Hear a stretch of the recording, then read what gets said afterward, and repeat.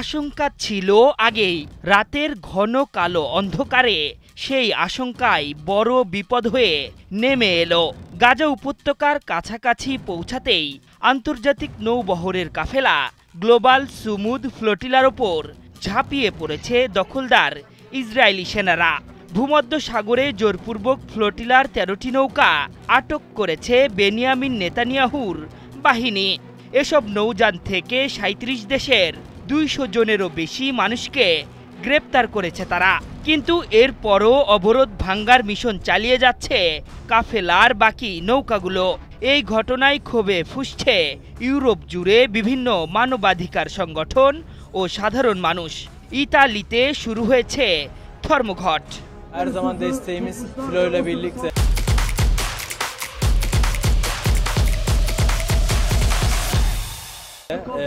কাতার ভিত্তিক সংবাদ মাধ্যম আল জাজিরা জানিয়েছে, গাজার অবরোধ ভাঙতে যাত্রা করা গ্লোবাল সুমুদ ফ্লোটিলার নৌবহরের ওপর হামলা চালিয়ে অন্তত ১৩টি নৌকা আটক করেছে ইসরায়েলি বাহিনী।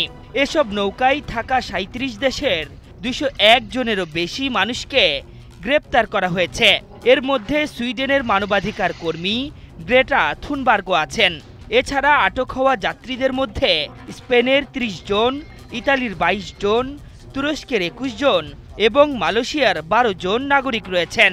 এখনও প্রায় ৩০টি নৌকা ভূমধ্য সাগর পেরিয়ে গাজার উপকূলে পৌঁছানোর চেষ্টা করছে।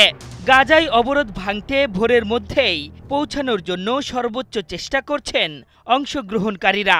তবে সর্বশক্তি নিয়ে সেসব নৌযানও আটকে দেওয়ার প্রতিশ্রুতি দিয়েছে দখলদার সেনারা। গ্লোবাল সুমুদ ফ্লোটিলা জানিয়েছে, ভূমধ্য সাগরে পৌঁছাতেই অতর্কিত হামলা চালিয়ে আলমা নামের একটি নৌযান আটক করে দখলদার সেনারা। এরপর দেইর ইয়াসিন, হিউগা, স্পেকটার, আদারা ও সিরিয়াস নামের আরও ৫টি ত্রাণবাহী জাহাজ আটকে দেয় তারা। সর্বশেষ তথ্য অনুযায়ী গাজা উপত্যকার কাছাকাছি থাকা আরও ৬০টি জাহাজের নিয়ন্ত্রণ নিয়েছে ইসরায়েল। বাকি ৩০টি নৌযান গাজা উপত্যকা থেকে ৮৫ কিলোমিটার দূরে অবস্থান করছে। অবরুদ্ধ গাজার অবরোধ ভাঙতে যাওয়া গ্লোবাল সুমুদ ফ্লোটিলাকে হামাস ফ্লোটিলা হিসেবে অভিহিত করেছে ইসরায়েল সরকার। সামাজিক যোগাযোগ মাধ্যমে দেওয়া এক পোস্টে ইসরায়েলের পররাষ্ট্র মন্ত্রণালয় জানিয়েছে, এই ফ্লোটিলা বহরের কয়েকটি নৌযান নিরাপদভাবে থামিয়ে দেওয়া হয়েছে। সেগুলোর আরোহীদের ইসরায়েলের একটি বন্দরে নেওয়া হচ্ছে। গ্রেটা থুনবার্গ ও তার সহযোগীরা নিরাপদ ও সুস্থ আছেন। গ্লোবাল সুমুদ ফ্লোটিলা মূলত সমুদ্র পথে অবরুদ্ধ গাজাবাসীর জন্য ত্রাণ নিয়ে যাওয়ার একটি বৈশ্বিক প্রচেষ্টা। গত ৩০ সেপ্টেম্বর স্পেনের বার্সেলোনা থেকেই গাজা অভিমুখে ৪০টির বেশি বেসামরিক নৌযান যাত্রা শুরু করে।